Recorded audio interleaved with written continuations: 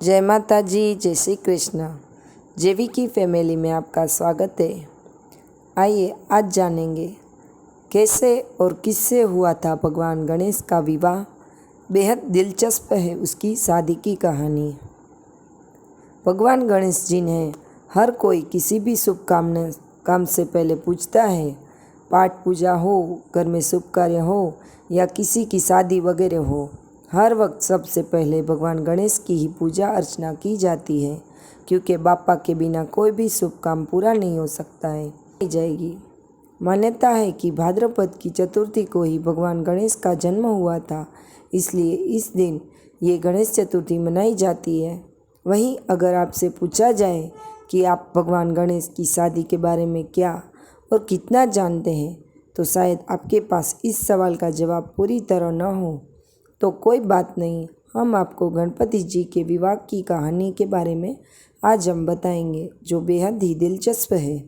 दरअसल ये बात सभी जानते हैं कि भगवान गणेश का एक दांत टूटा था और उनका सिर भी हाथी का है। ऐसे में कहा जाता है कि इन दोनों वजह से बप्पा का विवाह नहीं हो पा रहा था। पौराणिक कथाओं के अनुसार कोई भी कन्या उनसे विवाह के लिए तैयार नहीं थी। ऐसे में गणपति का काफ़ी दुखी हो रहे थे। कहा तो यहाँ तक जाता है कि अपना विवाह न होने की वजह से भगवान गणेश न दूसरे देवताओं के विवाह में विघ्न डालना तक शुरू कर दिया था, जिसमें उनकी मदद करना वाहन मूषक करता था। मूषक बापा के आदेश पर देवताओं के विवाह के मंडप को नष्ट कर देता था और ऐसे में उनकी शादियों को अड़चनें पैदा हो जाती थी।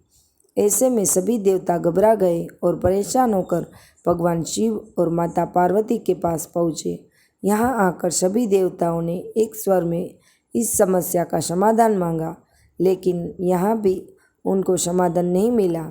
लेकिन भोलेनाथ और माँ पार्वती ने ये जरूर बता दिया कि इसका समाधान भगवान ब्रह्मा के पास है।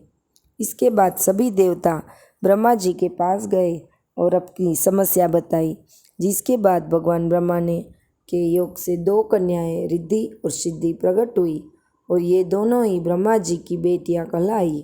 इसके बाद ब्रह्मा जी के कहने पर भगवान गणेश ने रिद्धि सिद्धि को शिक्षा देने लगे। वहीं इस बीच जब मूषक किसी देवता के विवाह की खबर लेकर गणपति के पास आता, तो रिद्धि सिद्धि कुछ बात छेड़कर भगवान गणेश का ध्यान अपनी ओर कर लेती। इसकी वजह से अब किसी देवता की शादी में बाधा उत्पन्न नहीं हो रही थी। लेकिन इसके बाद भगवान गणेश को पता चल गया कि रिद्धि सिद्धि की वजह से देवताओं के विवाह बिना किसी रुकावट से हो रहे हैं। इस पर गणपति जी क्रोधित हुए, लेकिन तभी वहाँ ब्रह्मा जी भी आए और उन्होंने रिद्धि सिद्धि का विवाह का प्रस्ताव भगवान गणेश के समक्ष रखा, जिसे उन्होंने स्वीकार कर लिया और फिर गणपति का विवाह धामधूम से हुआ। आगे चलकर उन्हें 2 पुत्र शुभ और लाभ हुए। गणपति बापा की जय।